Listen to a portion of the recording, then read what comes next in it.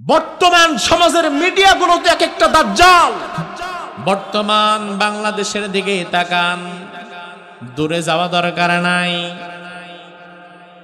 আমাকে খুশি করার জন্য না, আল্লাহকে সাক্ষী রেখে আপনার কাছে সঠিক যেটা মনে হয় সেদিকে কথা বলবেন।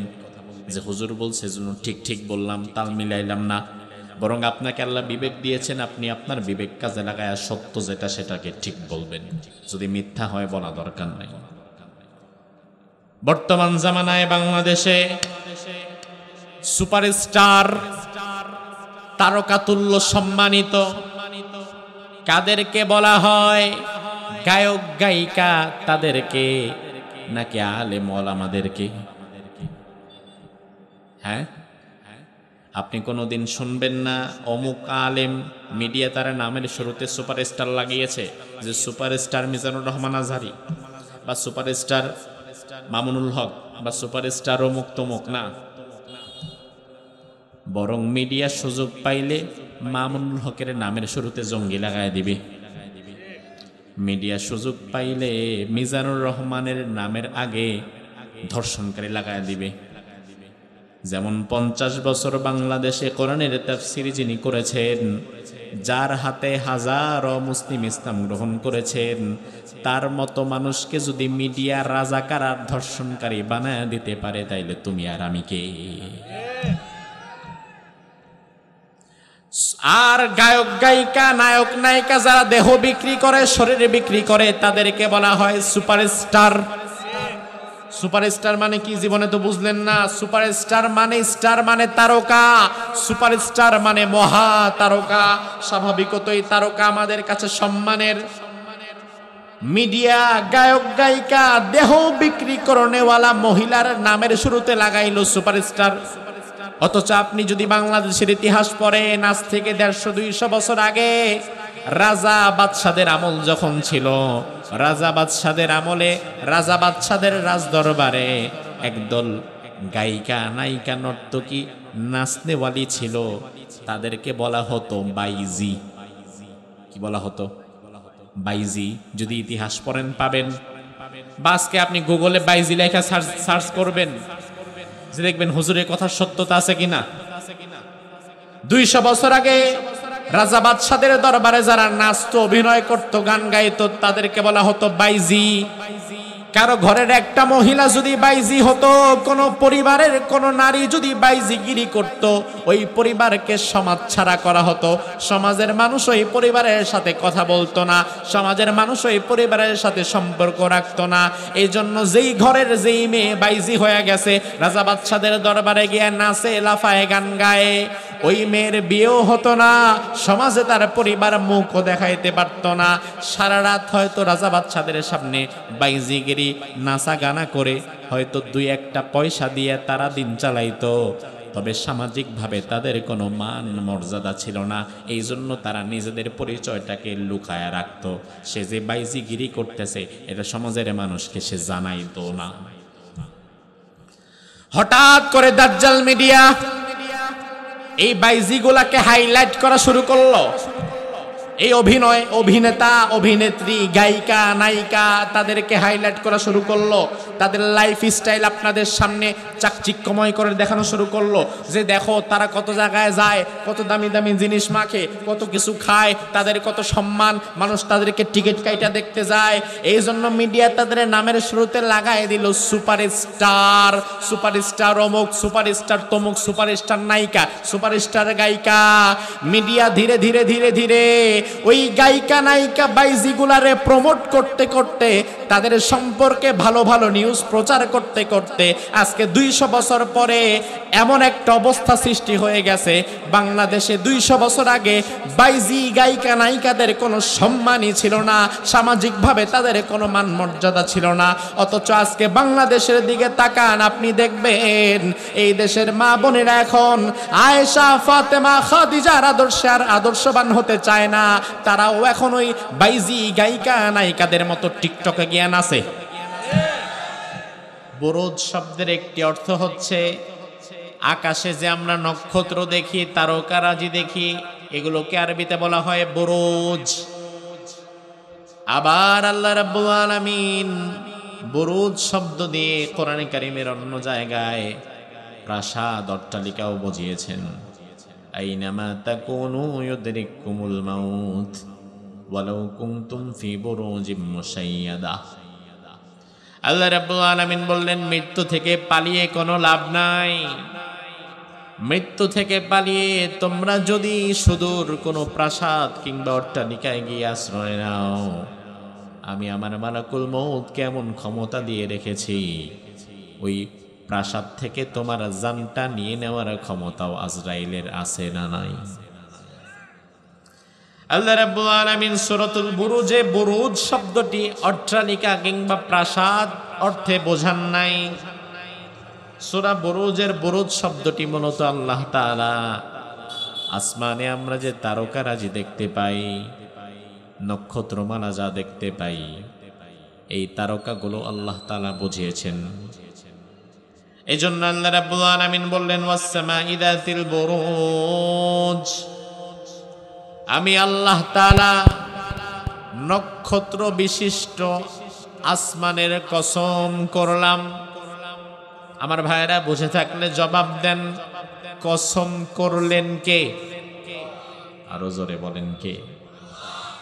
দুনিয়ার মানুষও কিন্তু মাঝে মাঝে পেছে পড়লে কসম করে, ঠিক না? স্বাভাবিক অবস্থায় না, পেছে পড়ে গেছে, যখন আমার কথা আর কেউ বিশ্বাস করতেছে না, ওই মুহূর্তে নিজের কথাকে অধিক বিশ্বাসযোগ্য হিসেবে দাঁড় করাবার জন্য আমরা কসম করি। আমার ভাইরা একটু লক্ষ্য করেন, আল্লাহর কসম করার দরকার কি? কোরআনের মধ্যে বললেন, ওয়ামান আসদাকু মিনাল্লাহি কিলা, আমি আল্লাহর চাইতে সত্যবাদী কেউ নাই। আল্লাহ যা বলে বান্দা সেটা চোখ বন্ধ করে বিশ্বাস করবে, করে নিতে আমরা বাধ্য। এরপরেও আল্লাহ তাআলা কি এমন দরকারে নিজে কসম করলেন? আমাদের কসম আর আল্লাহর কসমের মধ্যে একটা পার্থক্য আছে, ভালো করে বুঝবেন। কোরআনে কারিমে যত জায়গায় আল্লাহ কসম করেছেন,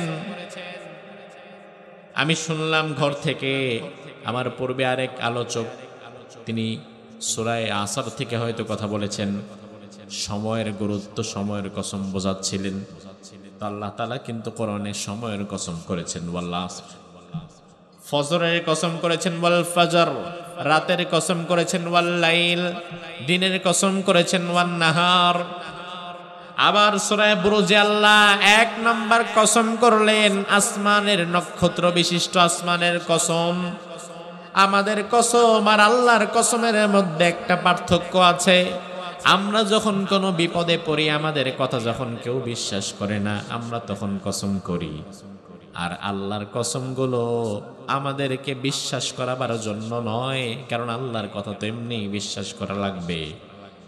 আল্লাহ তাআলার কসমগুলো মানে হচ্ছে আমাদের জন্য এক একটা ধমক। আল্লাহর কসম মানে এক একটা ধমক। আল্লাহ রাব্বুল আলামিন হঠাৎ হয়তো কোনো বিষয়ে রাগান্বিত হয়েছেন, এজন্য ধমক দিলেন, দৃষ্টি আকর্ষণ করলেন, যেন পরবর্তী কথাগুলো আমরা বেশি মনোযোগ সহকারে শুনি। এজন্য আল্লাহ রাব্বুল আলামিন সূরা বুরুজের 1 নম্বর আয়াতের মধ্যে বললেন, ওয়াস সামাই যাতিল বুরুজ, ও বান্দা আমি আল্লাহ তাআলা নক্ষত্র বিশিষ্ট আসমানের কসম করলাম। তাইলে আমার ভাইরা জবাব দেন, কসম করলেন কে? হাত দিয়ে গুনবেন, গুনে দেখবেন কয়টা কসম করলেন মোট। প্রথম আল্লাহ তাআলা আসমানের কসম করলেন। 2 নম্বর আয়াতে আল্লাহ বললেন, ওয়াল ইয়াউমিল মাউদ, প্রতিশ্রুত দিবসের কসম আমি আল্লাহ করলাম। মুফাসসিরগণ বলেন, প্রতিশ্রুত দিবস মানে হচ্ছে ইয়াউমুল কিয়ামাহ, কিয়ামতের দিন। তাইলে 2 নম্বর আয়াতে আল্লাহ কিয়ামতের কসম করলেন। 1 নম্বরে করলেন নক্ষত্র বিশিষ্ট আসমানের, 2 নম্বর আয়াতে করলেন কিয়ামতের। কসম করলেন আল্লাহ মোট কয়বার? কথা বলেন কয়বার? 2 বার। এরপরে আল্লাহ বলেন, ওয়া শাহিদিন ওয়া মাশহুদ, আমি আল্লাহ তাআলা শাহিদের কসম করলাম। তাফসীরে ফাতহুল মাজিদ আবু মুসা আশআরী রাদিয়াল্লাহু আনহু থেকে বর্ণিত, তিনি বলেন শাহেদ হলো জুমার দিন, মাশহুদ মানে হচ্ছে আরাফার দিন। মুসলমানদের কাছে জুমার দিন যেমন গুরুত্বপূর্ণ, আবার আরাফার দিনও গুরুত্বপূর্ণ। আল্লাহ রাব্বুল আলামিন 4 নম্বর আয়াতে জুমার দিন এবং আরাফার দিনের কসম করলেন। তাইলে আমার ভাই লক্ষ্য করেন, আল্লাহ কিন্তু মোট কসম করেছেন 4টা। প্রথম নক্ষত্র বিশিষ্ট আসমানের, 2 নাম্বার কিয়ামতের, 3 নাম্বার আয়াতে জুমার দিন এবং আরাফার দিনের কসম। তাইলে মোট 3টি আয়াতে আল্লাহ কসম করলেন মোট 4 বার। জোরে কোন আল্লাহ কসম করলেন কয়বার? সূরা বুরুজে আল্লাহ মোট কসম করলেন শুরুতে কয়বার?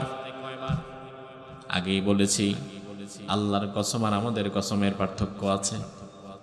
আল্লাহর কসম মানে এক একটা ধমক। তাহলে আল্লাহ তাআলা 4 বার ধমক দিলেন, তার মানে বোঝা গেল আল্লাহ তাআলা রাগান্বিত হয়েছেন। কোন একটা কাজে হয়তো আমার রব রেগে গেছেন, এজন্য 4 বার কসম করলেন। 4 বার কসম করার পরে আল্লাহ বললেন কুতিলা আসহাবুল উখদুদ, গর্তওয়ালা যারা, ওই গর্তওয়ালারা ধ্বংস হয়ে যাবে। অবাক করা বিষয়, আল্লাহ রাব্বুল আলামিন 4 বার কসম করে হঠাৎ বললেন গর্তওয়ালারা নাকি ধ্বংস হয়ে যাবে। কোন গর্তওয়ালারা, কেন ধ্বংস হয়ে যাবে?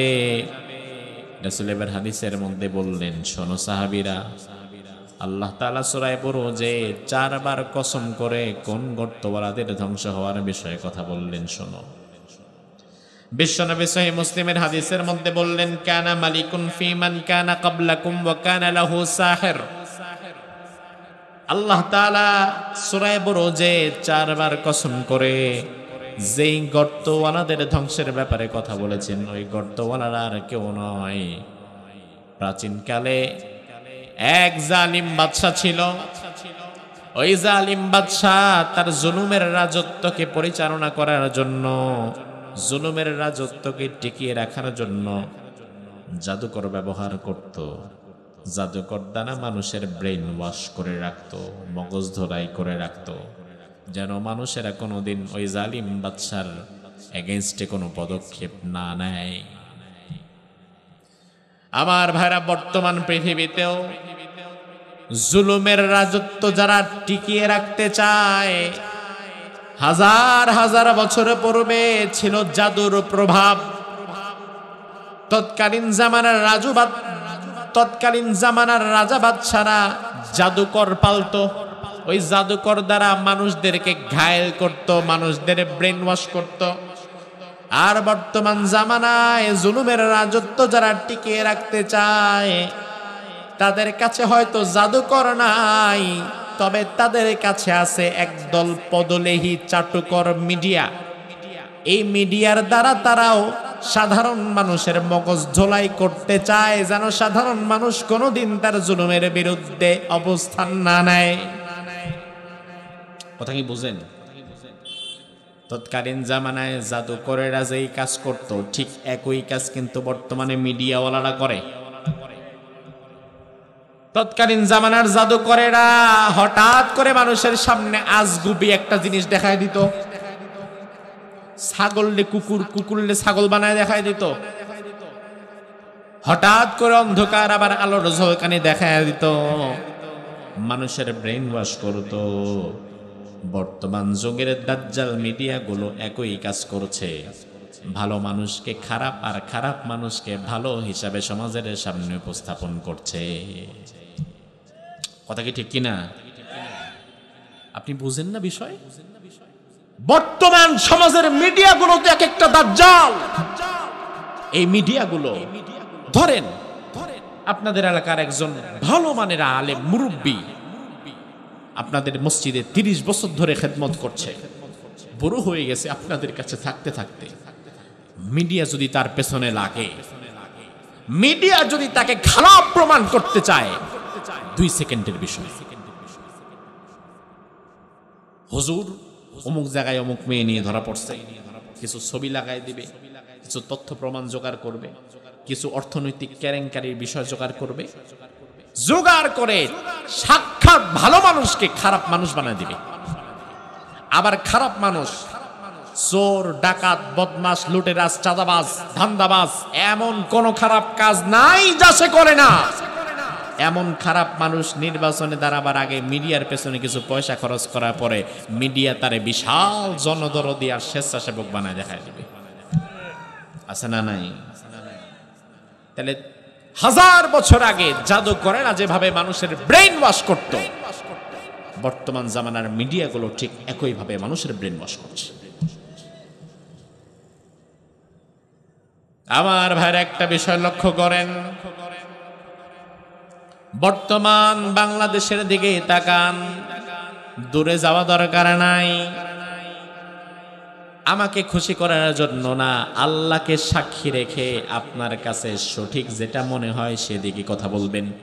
যে হুজুর বলছে জন্য ঠিক ঠিক বললাম, তাল মিলাইলাম না, বরং আপনাকে আল্লাহ বিবেক দিয়েছেন, আপনি আপনার বিবেক কাজে লাগায় সত্য যেটা সেটাকে ঠিক বলবেন। যদি মিথ্যা হয় বলা দরকার নাই। বর্তমান জামানায় বাংলাদেশে সুপারস্টার, তারকাতুল্য সম্মানিত কাদেরকে বলা হয়? গায়ক গায়িকা তাদেরকে, নাকি আলেম ওলামাদেরকে? হ্যাঁ, আপনি কোনোদিন শুনবেন না অমুক আলেম, মিডিয়া তার নামের শুরুতে সুপারস্টার লাগিয়েছে, যে সুপারস্টার মিজানুর রহমান আজহারি বা সুপারস্টার মামুনুল হক বা সুপারস্টার অমুক তমুক না। বরং মিডিয়া সুযোগ পাইলে মামুনুল হকের নামের শুরুতে জঙ্গি লাগায় দিবে। মিডিয়া সুযোগ পাইলে মিজানুর রহমানের নামের আগে ধর্ষণকারী লাগায় দিবে। যেমন 50 বছর বাংলাদেশে কোরআনের তাফসীর যিনি করেছেন, যার হাতে হাজারো মুসলিম ইসলাম গ্রহণ করেছেন, তার মতো মানুষকে যদি মিডিয়া রাজাকার আর ধর্ষণকারী বানায় দিতে পারে, তাইলে তুমি আর আমি কে? আর গায়ক গায়িকা, নায়ক নায়িকা যারা দেহ বিক্রি করে, শরীরে বিক্রি করে, তাদেরকে বলা হয় সুপারস্টার। সুপারস্টার মানে কি জীবনে তো বুঝলেন না? সুপারস্টার মানে, স্টার মানে তারকা, সুপারস্টার মানে মহা তারকা। স্বাভাবিকতই তারকা আমাদের কাছে সম্মানের। মিডিয়া গায়ক গায়িকা দেহ বিক্রি করনেওয়ালা মহিলার নামের শুরুতে লাগাইলো সুপারস্টার। অথচ আপনি যদি বাংলাদেশের ইতিহাস পড়েন, আজ থেকে 150-200 বছর আগে রাজা বাদশাদের আমল যখন ছিল, রাজা বাদশাদের আমলে রাজা বাদশাদের রাজদরবারে একদল গায়িকা, নায়িকা, নর্তকী, নাচনেওয়ালি ছিল। তাদেরকে বলা হতো বাইজি। কি বলা হতো? বাইজি। যদি ইতিহাস পড়েন পাবেন। বাসকে আপনি গুগলে বাইজি লেখা সার্চ করবেন, যে দেখবেন হুজুরের কথার সত্যতা আছে কিনা। 200 বছর আগে রাজা বাদশাদের দরবারে যারা নাচতো, অভিনয় করতো, গান গাইতো, তাদেরকে বলা হতো বাইজি। কারো ঘরের একটা মহিলা যদি বাইজি হতো, কোন পরিবারের কোন নারী যদি বাইজিগিরি করত, ওই পরিবারকে সমাজ ছাড়া করা হতো। সমাজের মানুষ ওই পরিবারের সাথে কথা বলতো না, সমাজের মানুষ ওই পরিবারের সাথে সম্পর্ক রাখতো না। এই জন্য যেই ঘরের যেই মেয়ে বাইজি হয়ে গেছে, রাজা বাদশাদের দরবারে গিয়ে নাচে, লাফায়, গান গায়ে, ওই মেয়ের বিয়েও হতো না, সমাজে তার পরিবার মুখও দেখাইতে পারতো না।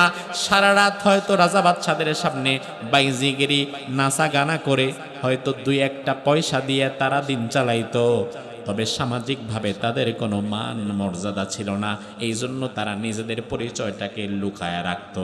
সে যে বাইজিগিরি করতেছে এটা সমাজের মানুষকে সে জানাইতো না। হঠাৎ করে দাজ্জাল মিডিয়া এই বাইজিগুলাকে হাইলাইট করা শুরু করলো। এই অভিনয়, অভিনেতা, অভিনেত্রী, গায়িকা, নায়িকা তাদেরকে হাইলাইট করা শুরু করলো, তাদের লাইফ স্টাইল আপনাদের সামনে চাকচিক্যময় করে দেখানো শুরু করলো যে দেখো তারা কত জায়গায় যায়, কত দামি দামি জিনিস মাখে, কত কিছু খায়, তাদের কত সম্মান, মানুষ তাদেরকে টিকিট কাইটা দেখতে যায়। এই জন্য মিডিয়া তাদের নামের শুরুতে লাগায় দিল সুপারস্টার, সুপারস্টার অমুক, সুপারস্টার তমুক, সুপারস্টার নায়িকা, সুপারস্টার গায়িকা। মিডিয়া ধীরে ধীরে ধীরে ধীরে ওই গায়িকা নায়িকা বাইজিগুলারে প্রমোট করতে করতে, তাদের সম্পর্কে ভালো ভালো নিউজ প্রচার করতে করতে আজকে 200 বছর পরে এমন একটা অবস্থা সৃষ্টি হয়ে গেছে, বাংলাদেশে 200 বছর আগে বাইজি গায়িকা নায়িকাদের কোনো সম্মানই ছিল না, সামাজিকভাবে তাদের কোনো মান মর্যাদা ছিল না।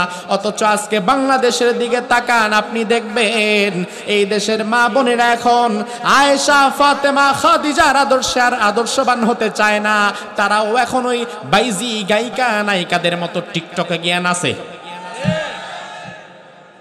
কেন হইল এটা? কেন এটা হলো? তার কারণ তো একটাই, এই দাজ্জাল মিডিয়া মূলত তাদেরকে হাইলাইটস করে দিছে, তাদের পক্ষে নিউজ করে তাদেরকে আপনাদের সামনে দেখাইছে যে তাদের পথে চললেই আপনি সফল, এই পথে আগাতে পারলেই তুমি সফল হবা, তোমাকেই খুঁজছে বাংলাদেশ। আর 200 বছর আগে, 150 বছর আগে সম্মানের শব্দ ছিল হুজুর। আজকে আপনার কাছে হুজুরের কোনো দাম নাই, হুজুর আজকে আপনার কাছে খয়রাতি। অথচ আপনি যদি বাংলার ইতিহাস পড়েন তাহলে দেখবেন আগের দিনের রাজা বাদশাদেরকে বলা হতো জি হুজুর, জি হুজুর, জাহাপনা। তার মানে হুজুর শব্দটা অনেক সম্মানের। আগের দিনে রাজা বাদশাদের বলা হতো হুজুর, জাহাপনা। এই মিডিয়া হুজুর শব্দটার আগে জঙ্গি, আল বদর, আল কায়দা, অমুক তমুক লিখতে লিখতে এমন ভাবে পচায়া দিয়েছে, 200 বছর আগে রাজা বাদশাদেরকে, সম্মানিত মানুষদেরকে বলা হতো হুজুর, আর আজকের সমাজে সব চাইতে ঘৃণিত শব্দটাই বানায় দিয়েছে হুজুর। এটার কোনো দাম নাই, ইসলামওয়ালাদের কোনো দাম নাই, যারা ধর্মকর্ম পালন করে তাদের কোনো দাম নাই। যে যত বেশি ধর্মের বিরুদ্ধে কথা বলবে, যে যত বেশি হারাম কাজ করবে, তার দাম সমাজে তত কম না বেশি? বেশি। তাইলে এই পুরা বিষয়টার পেছনে মিডিয়ার একটা হাত আছে না নাই? বিশাল বড় ভূমিকা মিডিয়া। ভালো মানুষকে রাতারাতি মিডিয়া জঙ্গি বানায় দিতে পারে, ভালো মানুষকে রাতারাতি মিডিয়া খারাপ বানিয়ে দিতে পারে। এই নভেম্বর মাসে প্রথমবারের মতো বাংলাদেশে আসার কথা ছিল বিশ্ববরেণ্য স্কলার ডক্টর জাকির নায়েক। জাকির নায়েকের সাথে আপনার আমার মাযহাবগত ইখতিলাফ থাকতেই পারে, হওয়াটাই স্বাভাবিক। জাকির নায়েকের মাসালা আপনার নেওয়ার দরকার নাই, কারণ সে আপনার ফিকহি মাযহাবের ইমাম না। কিন্তু আপনাকে এই কথা মানতেই হবে, গোটা পৃথিবীতে কম্পারেটিভ রিলিজিয়ান, তুলনামূলক ধর্মতত্ত্বের উপরে জাকির নায়েক সাহেব আনপ্যারালাল, তার ধারে কাছের যোগ্যতাও আমাদের কারো নাই। মাসালাগত ইখতিলাফ আছে, কিন্তু গীতা, রামায়ণ, মহাভারত, বাইবেল, কোরআন থেকে তুলনামূলক ধর্মতত্ত্বের উপরে তিনি যেভাবে ডিবেট করতে পারেন, সেভাবে ডিবেট করার যোগ্যতা কি আমার আছে? এই প্রথমবারের মতো নভেম্বর মাসে বাংলাদেশে জাকির নায়েক সাহেবের আসার কথা ছিল। তিনি এখন আছেন মালয়েশিয়াতে, দীর্ঘদিন যাবৎ মালয়েশিয়াতে থাকেন। আমি গত 1.5 মাস আগে মালয়েশিয়াতে ছিলাম, তখন আমি সেখানে দেখলাম মালয়েশিয়ার মানুষ ডক্টর জাকির নায়েককে এত বেশি সম্মান করে। মালয়েশিয়ার গভর্নমেন্ট জাকির নায়েক সাহেবকে তার প্রপার সিকিউরিটি সহকারে সর্বোচ্চ মর্যাদা সেখানে দিয়েছে, কারণ তারা রত্ন চিনতে ভুল করে নাই। তো জাকির নায়েক সাহেবের বাংলাদেশে আসার কথা, হঠাৎ করে পার্শ্ববর্তী দেশ ইন্ডিয়া থেকে বলা হলো জাকির নায়েক যদি বাংলাদেশে আসে, আসার সাথে সাথেই আমাদের হাতে তুলে দেওয়া লাগবে, যেন এই দেশেও তাদের আইন কানুন চলে। আমি ভেবেছিলাম হয়তো তাদের সেই কথা আমাদের গভর্নমেন্ট কর্ণপাত করবে না, কারণ আমি ভেবেছিলাম দিল্লি শাসিত সেই সরকার তো এখন আর নাই। কিন্তু হঠাৎ করে দেখলাম বর্তমান গভর্নমেন্টে যারা আছে তারা বলল যে না, জাকির নায়েক সাহেবের এখন আসার দরকার নাই, নির্বাচিত কোন একটা সরকার আসুক, এরপরে আসলে আসুক, কিন্তু আমরা থাকতে জাকির নায়েকের আসা দরকার নাই। আপনি বুঝতে পারছেন বিষয়টা? হালকা মনে হবে যে না আসবে না, আসবে না, পরে আসবে, আসবে, সমস্যা কি? কিন্তু আপনি বুঝতে পারছেন বিষয়টা? একজন ইসলামী পণ্ডিত ডক্টর জাকির নায়েক, যাকে নেওয়ার জন্য গোটা বিশ্ব মুখিয়ে আছে, যিনি নিজেও বাংলাদেশে আসতে আগ্রহ প্রকাশ করেছেন, তিনি শুধুমাত্র এখন বাংলাদেশে আসতে পারবেন না এই কারণে যে পার্শ্ববর্তী দেশের দাদা বাবুরা এতে নাখোশ হবে। আর আমার দেশের সর্বোচ্চ পর্যায়ে এখনো পর্যন্ত এমন কিছু মেরুদণ্ডহীন অথর্ব নপুংসক বসে আছে যারা দিল্লির কথার বাহিরে একটা সিদ্ধান্ত পর্যন্ত নিতে পারে না। তাহলে কই আছি আমরা? এই দেশটাকে নিয়ে স্বপ্ন দেখবেন, এই করবে সেই করবে না। দিল্লির প্রেসক্রিপশনের বাহিরে এখন পর্যন্ত একটা সিদ্ধান্ত যারা নিতে ব্যর্থ হয়, তারা আগামী নির্বাচনে কি করবে না করবে এটা আমাদের বোঝা হয়ে গেছে। আপনি তো পাশের দেশকে ওভারটেক করে একটা সিদ্ধান্ত নিতে পারলেন না। বরং আপনাকে বলা দরকার ছিল এটা পৃথিবীর দ্বিতীয় মুসলিম বৃহত্তম দেশ বাংলাদেশ।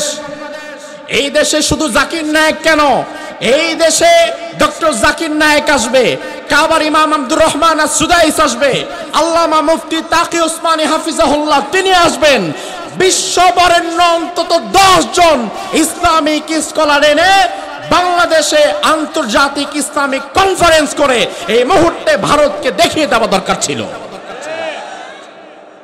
যে তোমাদের হুমকি ধুমকিতে আমরা ডরাই না, আমাদের যারে খুশি আমরা তারে নিয়ে আসি।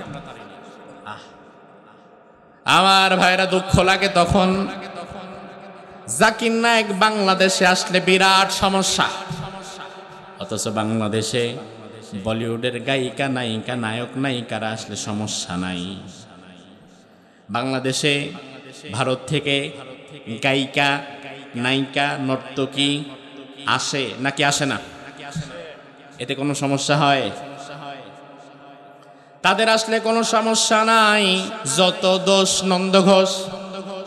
এর কারণ কি? তার কারণ আমরাই বর্তমান মিডিয়াগুলো খারাপকে ভালো আর ভালোকে খারাপ বানিয়ে ফেলেছে। আমরাও অন্ধভাবে মিডিয়াগুলোকেই বিশ্বাস করা শুরু করেছি। রাসূল বলেন প্রাচীন জামানায় এমন এক জালিম বাদশা ছিল যে জাদু মন্ত্র দিয়ে সব কন্ট্রোল করত। জাদু বিদ্যা ছাড়া সে তার রাষ্ট্র চালাতে পারত না। ওই রাষ্ট্রের সর্বোচ্চ পর্যায়ের জাদুকর যে, সে একবার বলল বাদশা নামদার, ইন্নী কদ কাবিরতু, আমি তো বুড়া হয়ে গেলাম, মরে যাব, আমি আর বেশি দিন বাঁচব না। আমি যদি না থাকি আপনি আপনার রাজ্য চালাবেন কিভাবে? কারণ মানুষকে তো ব্রেন ওয়াশ করা লাগবে জাদু দিয়া। বাদশা বলল কি করা যায়? বলল আমার কাছে একজন যুবককে পাঠান, ফাবাস ইলাইয়া গুলামান ওয়াল্লিমহুস সিহর, একজন যুবক আমার কাছে পাঠান, ওই যুবককে আমি আমার পরিপূর্ণ জাদুবিদ্যা শিখাইয়া দেব। তাহলে যেটা হবে, আমি যদি না থাকি আমার পরবর্তীতে ওই যুবক জাদুবিদ্যার দ্বারা আপনাকে সহযোগিতা করবে। বাদশা এবার পোলা এলাকা থেকে হাজার হাজার মানুষদের মধ্য থেকে যুবকদেরকে খোঁজা শুরু করলেন, সরকারি চাকরি দিবেন। এই রাজ্যের সর্বোচ্চ পর্যায়ের জাদুকরের পদে নতুন একজনকে নিয়োগ দেওয়া হবে। একজন যুবক আমাদের লাগবে, জাদু শেখা দরকার নাই, তাকে আমরা কাজ শিখায় পড়ায় নিব। হাজার হাজার যুবকেরা লাইন ধরে গেল। সেখান থেকে একজন যুবককে বাছাই করা হলো। তাকে বলা হলো আগামীকাল থেকে আর তোমার কোনো কাজ নাই, তোমার শুধু কাজ এই বৃদ্ধ জাদুকরের কাছে যাবা, তার থেকে জাদুবিদ্যা শিখবা। এরপরে আস্তে আস্তে পুরো জাদুবিদ্যা রপ্ত করার পরে এই রাজ্যের প্রধান জাদুকর হিসেবে তোমাকে নিয়োগ দেওয়া হবে। আমার ভাইরা লক্ষ্য করেন, জাদু শেখার জন্য বাদশা যুবক কেন তালাশ করলো? জাদু তো বাচ্চারাও শেখানো যায়, জাদু তো বুড়ারেও শেখানো যায়, 40 বা 60 বৃদ্ধকেও শেখানো যায় জাদু। কিন্তু খুঁজে খুঁজে যুবক কেন তালাশ করলো? তার কারণ সব যুগের জালিমদের টার্গেট ছিল মূলত যুব সমাজ। তারা ভালো করেই জানতো যুব সমাজদেরকে যদি খারাপ পথে নেওয়া যায় গোটা জাতি বিভ্রান্ত হয়ে যাবে, কথা বলার মতো কেউ থাকবে না। আর কোন জাতির যুবকেরা যদি সোচ্চার হয়, তারা যদি সচেতন থাকে, তাহলে ওই জাতির মাঝে জুলুম করে বেশি দিন টেকা যায় না। এই জন্য আপনি দেখবেন এক শ্রেণীর জালিম ভণ্ড নেতারা ইচ্ছাকৃতভাবে সমাজে ইয়াবা, গাঁজা, মদ, ফেন্সিডিল বন্ধ করে না।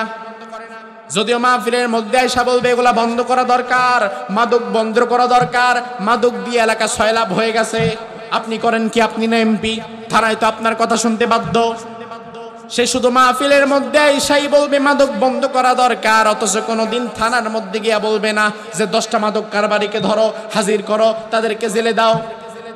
তার কারণ ওই নেতা ভালো করেই জানে, আমি যদি মাদক ছাড়া এলাকার ছেলেদেরকে যদি আমি মাদক থেকে ফিরাই, এলাকার ছেলেদেরকে যদি আমি নোংরা রাজনীতি থেকে ফিরাই, এলাকার ছেলেগুলা যদি মেধাবী হয়, পড়াশোনা করে, তারা যদি নিজের পায়ে দাঁড়ায়, তাইলে 200 টাকা ভাড়া দিয়া পরের দিন মারামারি করার জন্য তো আমি আর নতুন করে লোক খুঁজে পাবো না। এই জন্য তারা খুব চালাক। তারা ইচ্ছাকৃতভাবে এই যুবকদের কাছ থেকে মাদককে দূরে সরায় না, অথচ সরানোর মতো ক্ষমতা তাদের হাতে আছে। এলাকার যুবকেরা যদি ভালো হয়ে যায়, তাহলে পরের দিন বাজার মারামারি করার জন্য, আরেকজনের দোকান দখল করার জন্য লোক পাবো কই? কামলা পাবো কই? এই জন্য ইচ্ছাকৃতভাবেই যুবকদেরকে এক শ্রেণীর নেতারা মাদকের মধ্যে ডুবায় রাখে, যেন 200 টাকা দিলে আরেকজনের মাথা ফাটায় দিতে পারে। আছে না নাই? অতীতেও যেমন যুবকদেরকে টার্গেট করা হয়েছিল, বর্তমানে যুবকেরাই টার্গেট। কিয়ামত পর্যন্ত শয়তানের প্রধান টার্গেট যুবকেরাই থাকবে। যুবকদের ছাড়া কোনো আন্দোলন সফল হয় না। আবার যেই জাতির যুবকেরা খারাপ হয়ে যায়, ওই জাতীয় কোনোদিন ঘুরে দাঁড়াতে পারে না। বাদশাহ এবার যুবককে নিয়োগ দিল জাদু শেখার জন্য। যুবক প্রতিদিন সকালবেলায় বাড়ি থেকে চলে যায়, জাদু শিখে আবার সন্ধ্যাবেলায় বাড়ির দিকে চলে যায়। একদিন হঠাৎ করে জাদুকরের কাছ থেকে একটু আগে আগে ফিরছিল, হঠাৎ করে দেখতে পেল বৃষ্টি নামা শুরু করেছে। বৃষ্টির সময় যদি আপনি রাস্তার মধ্যে থাকেন, সাথে যদি ছাতা না থাকে, তাহলে সাথে সাথে কিন্তু দৌড়ায়া এমন কোনো জায়গায় ঢুকে যেতে চান যেখানে যাওয়ার পরে সাময়িক সময়ের জন্য আশ্রয় নেওয়া যায়, যেন বৃষ্টির পানি মাথায় না পড়ে। ওই যুবক চিন্তা করলো যে বৃষ্টি পড়ছে, ভিজা দরকার নাই, একটা পাহাড় দেখা যাচ্ছে, এই পাহাড়ের নিচে গিয়ে একটু আশ্রয় গ্রহণ করি, বৃষ্টিটা বন্ধ হয়ে গেলে আবার চলে যাব। ওই যুবক পাহাড়ের নিচে চলে গেল, পাহাড়ের নিচে গিয়ে আশ্রয় গ্রহণ করল। পাহাড়ের নিচে ছিল একটা গুহার মতো। সেই গুহায় প্রবেশের পরে ওই যুবক লক্ষ্য করলো এই গুহায় আগে থেকে আরেকজন আল্লাহর বান্দা বসে আছে। শুশ্রমণ্ডিত ধবধবে সাদা দাড়িওয়ালা এক ব্যক্তি বসে বসে জিকির করছে। কার? আরো জোরে কোন? এবার ওই যুবক এই বৃদ্ধকে দেখে তার কাছে এগিয়ে গেল। বৃদ্ধ লোকটিও তাকে সালাম দিল। এর আগে যুবক কোনোদিন সালাম শুনে নাই। এই যুবকের আগে কোনোদিন সালামও শোনে না। অর্থাৎ সে এমন এক সমাজে বসবাস করছিল যেই সমাজে আসমানি কিতাবের ইলম ছিল না। আসমানি কিতাবের ইলমকে পরিপূর্ণ উঠিয়ে দেওয়া হচ্ছিল, যার ফলে সে সালাম যে দেওয়া লাগে এটাও জানত না। যুবককে সালাম দেওয়ার পরে যুবক তার পরিচয় জানতে চাইল যে আপনি কে। ওই বৃদ্ধ লোকটি বলল, আমি এক আল্লাহর বান্দা, এছাড়া দেওয়ার মতো আমার কোনো পরিচয় নাই। এখানে আমি থাকি, আল্লাহ তাআলার জিকির আজগার করি, টুকটাক খাবার দাবার আশেপাশে যা হয় তা দিয়ে জীবন চালা। যুবক এই প্রথম এই বৃদ্ধ লোকটির মুখে আল্লাহর নাম শোনে। অর্থাৎ এতটা বেশি জাহালাতে পরিপূর্ণ ছিল ওই সমাজ, যেই সমাজের একজন যুবক আল্লাহর নামটাও জানত না। আমাদের সমাজও খুব ভালো অবস্থানে আছে এমন না। এই সমাজের 10 জন যুবককে নিয়ে আসেন, দাঁড় করান। আপনি যদি বলেন 10 জন বিখ্যাত ফুটবল খেলোয়াড়ের নাম বলো, বলে দিতে পারবে। 10 জন ক্রিকেট খেলোয়াড়ের নাম বলো, বলতে পারবে। কথা কয় না, পারবে কিনা? 10 জন নায়িকা এবং গায়িকা, নায়ক, এদের নাম বলো, বলতে পারবে? এবার যদি বলেন আশারায়ে মুবাশশারা, দুনিয়াতে জান্নাতের সুসংবাদ প্রাপ্ত 10 জন যে সাহাবী, তাদের নামগুলো বলো, পারবে? তার মানে কি বুঝলেন? সে নায়িকা গায়িকা খেলোয়াড়ের খবর ঠিকই রাখে, অথচ সাহাবীদের নাম জানে না। এমনকি আমি মনে করি এমন অনেক যুবক আছে, যদি দাঁড় করায় জিজ্ঞেস করেন ইসলামের খলিফা ছিল কয়জন এবং খলিফাদের নামগুলো বলো, তাইলে হয়তো শেখ মুজিবুর রহমান আর জিয়াউর রহমানের নামও ঢোকায় দিতে পারে। জানে না, করবো কি? যা শুনছি সারা জীবন তাই তো বলবো। আমার ভাড়া তাইলে দেখেন, ধর্মীয় দিক থেকে আমরাও কিন্তু এই সমাজের মতো জাহালাতের পর্যায়ে চলে গেছি। আমরা নামও জানি না সাহাবায়ে কেরামের, অথচ আল্লাহ বললেন আমিনু কামা আমানান নাস, এই সাহাবীরা যেভাবে ঈমান এনেছে তোমরা তাদের মতো ঈমান আনো। সাহাবীদের মতো ঈমান আনা তো দূরে থাক, আমি তো সাহাবীদের নামই জানি না। ওই যুবককে সর্বপ্রথম আল্লাহর নাম শুনলো, শুনে বলল মানিল্লাহ, আল্লাহকে।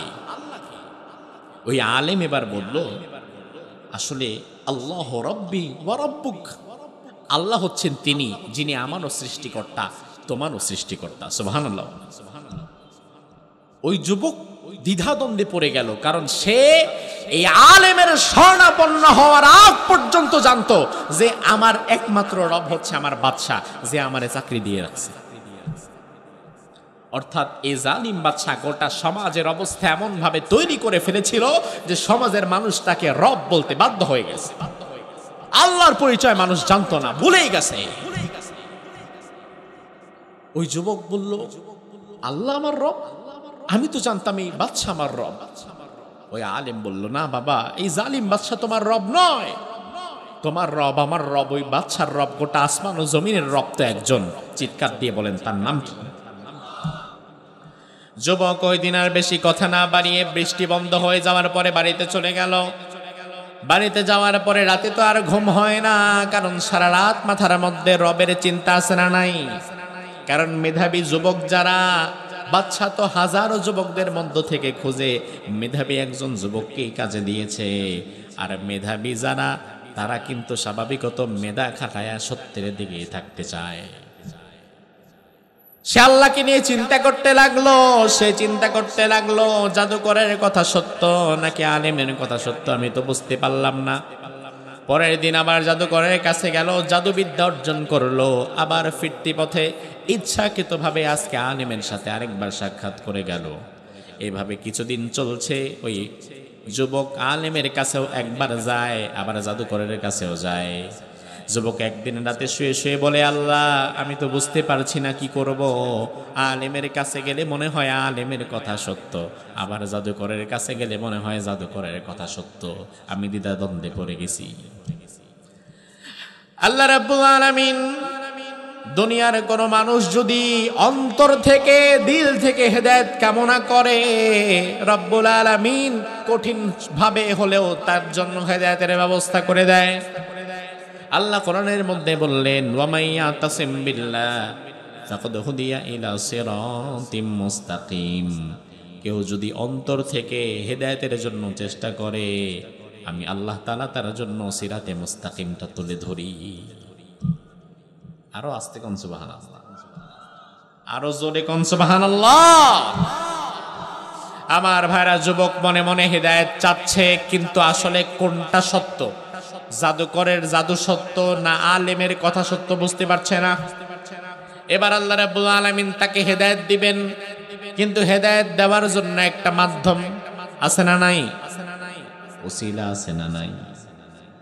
যুবক পরদিন সকাল বেলায় জাদুকরের কাছে যখন যাবে, হঠাৎ করে যুবক লক্ষ্য করলো সামনে বিরাট দাব্বাতুন আযীমা। রাসূল হাদিসের মধ্যে বলেন, এমন একটা বিশাল জন্তু জঙ্গল থেকে বের হয়ে মানুষের রাস্তা বন্ধ করে ফেলেছে। ডানের মানুষ বামে যেতে পারে না, বামের মানুষ ডানে যেতে পারে না। বিশাল ভয়াবহ একটা জন্তু রাস্তার মধ্যে এসে দাঁড়িয়ে আছে। এলাকার মানুষেরা ঢিল দেয়, সরে না, তীর মারে, ওই তীর তার গায়েও লাগে না, গন্ডারের সে মোটা চামড়া, ভয়ঙ্কর একটা জন্তু। সব মানুষ ভয়ে চতুর্দিকে দাঁড়িয়ে আছে। যুবক যখন এই প্রাণীটার সামনে এসেছে, সেবার মনে মনে বলে, আল্লাহ, আজকে পরীক্ষা করার সময় হয়ে গেছে। জাদুকরের জাদু সত্য নাকি ওই আলেমের কথা সত্য, আজকে আমি পরীক্ষা করে দেখব। এবার যুবক হাতের মধ্যে একটা ছোট্ট পাথর নিল। পাথর নেওয়ার পরে এবার আল্লাহকে বলে, আল্লাহ, আল্লাহুম্মা, আয় আল্লাহ তাআলা, ইন কানা আমরুর রাহিবি আহাব্বা ইলাইকা মিন আমরিস সাহির ফাকাতুল হাদিহি দাব্বা। এই পাথরটা হাতের মধ্যে নিলাম, যদি জাদুকরের কথা মিথ্যা হয় আর আলেমের কথা যদি সত্য হয়, আমার রব আল্লাহ বলতে যদি আসলে কেউ থেকে থাকে, এই পাথরটা আমি ছুঁড়ে মারব। আমার রব আল্লাহ যেন এই পাথরের মাধ্যমে এই প্রাণীটাকে হত্যা করে আমাদের রাস্তাটা ক্লিয়ার করে দেয়। আচ্ছা, আপনারা বলেন তো, এই যুবক তো বুঝতে পারছে না যে জাদুকরের জাদুবিদ্যা সত্য নাকি আল্লাহ তাআলার কথা সত্য। কিন্তু আমরা তো জানি জাদুকর সত্য না আল্লাহ সত্য। জোরে কোন? এবার যুবক যখন আল্লাহর নাম নিয়ে পাথরটা ছুঁড়ে মেরেছে, আল্লাহর হাবিব বলেন, পাথরটার সাথে সাথে ওই প্রাণীর গায়ে পড়ার সাথে সাথে ওই প্রাণীটা ওইখানে স্পট ডেড। স্পট ডেড মানে কি? জাগায় মৃত্যু মিয়া। বিরাট একটা প্রাণী, হাজারো তীর দিয়ে যেটাকে সরানো যাচ্ছিল না, ছোট্ট একটা পাথর আল্লাহর নাম বলে মারার কারণে সাথে সাথে ওই প্রাণীটা ওখানে মরে গেল, আস্তে করে পাশে সরে গেল, পড়ে গেল। রাস্তা ক্লিয়ার হয়ে গেল। সব মানুষ তাকায় দেখলো, হাজার হাজার মানুষ মিলে এই প্রাণীটাকে সরাতে পারলাম না, অথচ যুবক একটা ছোট্ট পাথর কণা দিয়ে সরায় ফেলেছে। আমার ভাইরা, যুবক কি নিজের শক্তিতে সরাইছে নাকি আল্লাহর শক্তি? কিন্তু আশেপাশের মানুষগুলো তো এই বিষয়টা জানে। তারা মনে করছে ইনি বিরাট বড় কামিল বুজুর্গ পীর ওলি আল্লাহ, এই তো বিশাল বড় দরবেশ, বিশাল বড় জাদুকর, কিছু একটা হবে, কারণ আমরা যেটা পারলাম না সে তো এটা পারছে, অসম্ভবকে তো সম্ভব করতে পারছে। পরদিন থেকে হাদিয়া তোফা নিয়া যুবকের বাড়িতে লাইন। ধরেন আজকে আপনাদের এখানে হুজুর যদি হঠাৎ করে জায়নামাজের উপরে ভেসে যায় বা আকাশে উড়ে যায়, সবাই বলে, আল্লাহ রে আল্লাহ, কি সাংঘাতিক কাজ, এ তো বিরাট বড় কামেল বুজুর্গ। কালকে থেকে মাশাআল্লাহ ডিম, মুরগি, কলা, কচু, টাকা পয়সা নিয়ে মানুষ তার বাড়িতে লাইন ধরবে। আছে না নাই? 2 দিন পরে জিন্দা অলির মাজার, জিন্দা অলির মাজার শরীফ হয়ে যাবে। এখন যুবকের বাড়িতে লাইন ধরেছে, উদ্দেশ্য একটাই। উদ্দেশ্য কি? রাসূল বলেন, ওই জামানার মানুষগুলো 2টি রোগে বেশি আক্রান্ত হতো। একটা হচ্ছে কুষ্ঠ রোগ, আরেকটা হচ্ছে অন্ধ হয়ে যায়।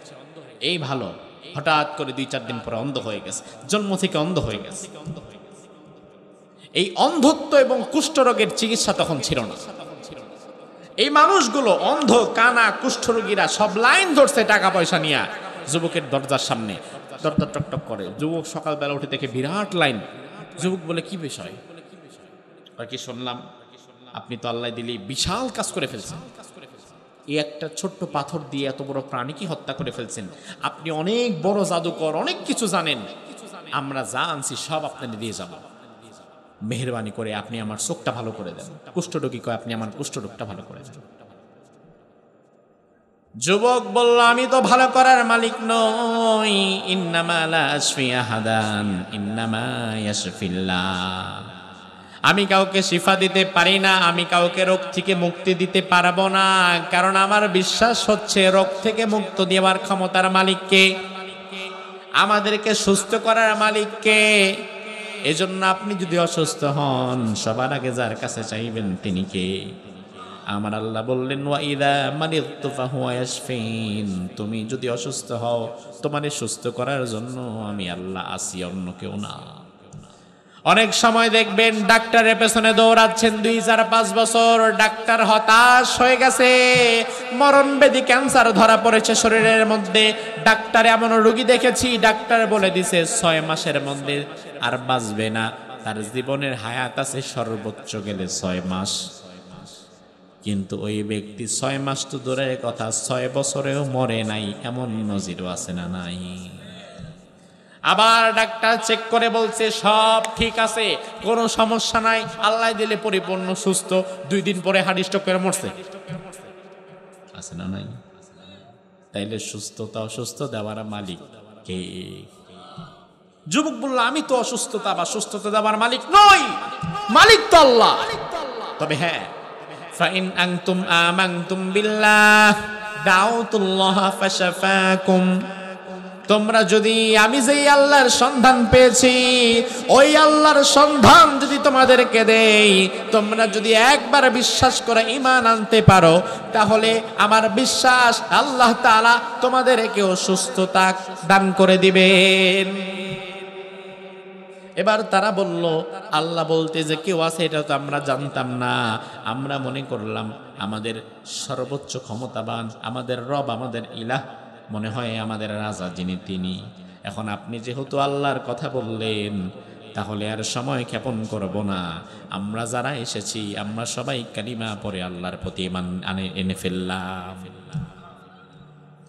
আমার ভাইরা লক্ষ্য করেন, ওই সমাজের একদল মানুষ কিন্তু অলরেডি আল্লাহর প্রতি বিশ্বাস রেখে ঈমান এনে ফেলল। এবার যুবক আল্লাহর দরবারে দোয়া করে বলে, আল্লাহ এই মানুষগুলো তোমাকে বিশ্বাস করে তোমার প্রতি ভরসা রেখে ঈমান এনে ফেলেছে, মেহেরবানি করে তুমি তাদেরকে শিফা দান করে দাও। এবার যুবক দোয়া করার সাথে সাথে আল্লাহ তাআলা যতগুলো অন্ধ মানুষ ছিল সবার চোখের মধ্যে আল্লাহ আলো ফুটিয়ে দিলেন। আচ্ছা, এই দৃশ্য যদি দেখে, ঈমান আনার সাথে সাথে যাদের চোখ ভালো হয়ে গেছে, যাদের কুষ্ঠ রোগ ভালো হয়ে গেছে, জবাবটা আপনারা দেন, এখন কি তাদের ঈমান কমবে না আরো বাড়বে? ওই যুবকের ঈমান কি এই দৃশ্য দেখার পরে কমবে না আরো বাড়বে? যুবক এখন আর রাজার কাছেও যায় না, জাদুকরের কাছেও যায় না, কারণ বুঝে ফেলছে ওগুলা সব মাশাআল্লাহ, ওগুলা সব ভণ্ডামি।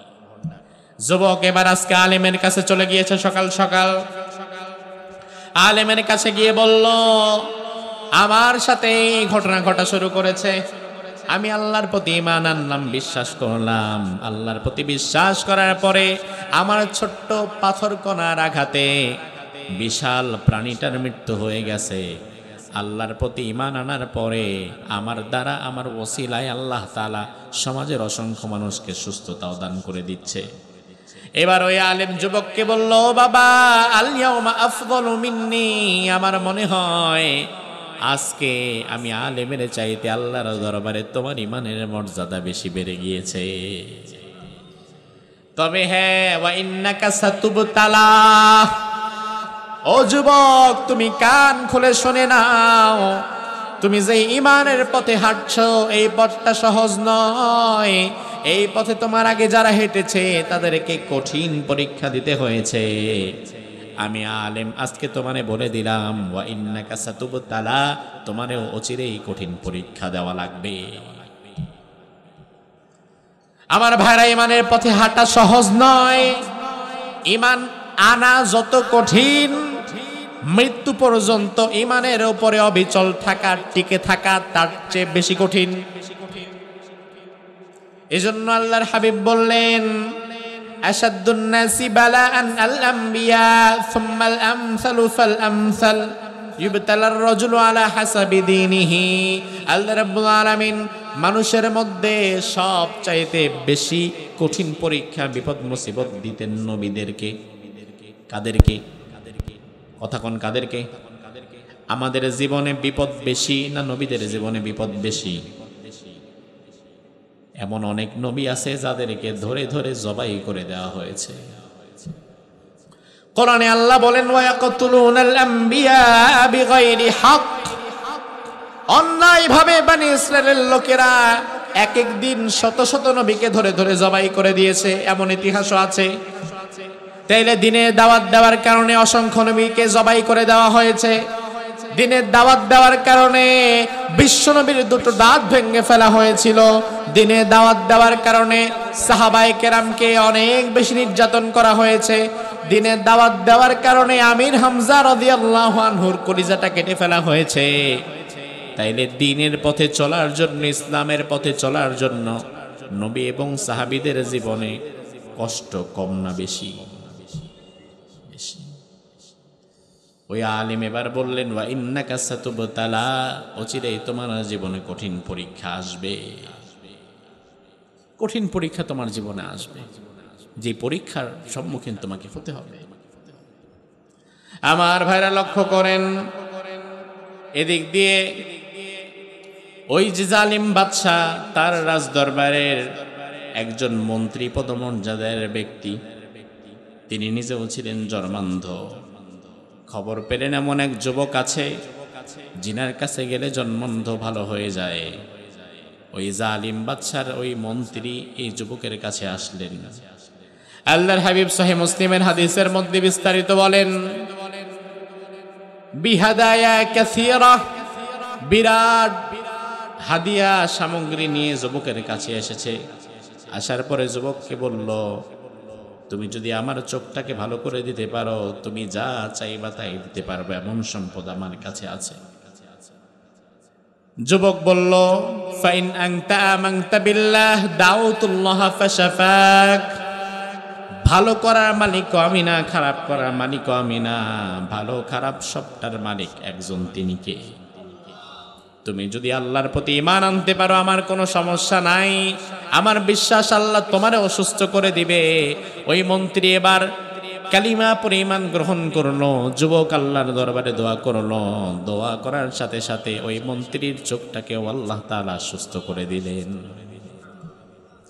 আমার ভাইরা, পরের দিন রাজদরবারে বাদশা যখন এই মন্ত্রীকে দেখেছে, দেখার পরে বলল, কি ব্যাপার, তোমার তো আগে চোখ ছিল না, তুমি তো দেখতে পেতে না।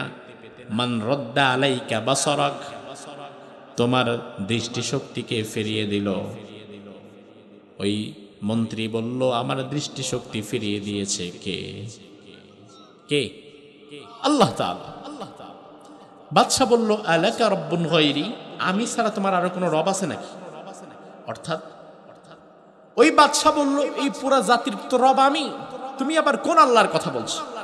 ওই মন্ত্রী বলল, না, তুমি আমার রব না, তুমি কারোই রব না, আমাদের সকলের রব একজন, তিনি আল্লাহ তাআলা। বাদশা এবার খবর শুনে ওই যুবককে ধরে আনলো, যে যুবকের দ্বারা ইসলাম ছড়াচ্ছে, ঈমান ছড়াচ্ছে।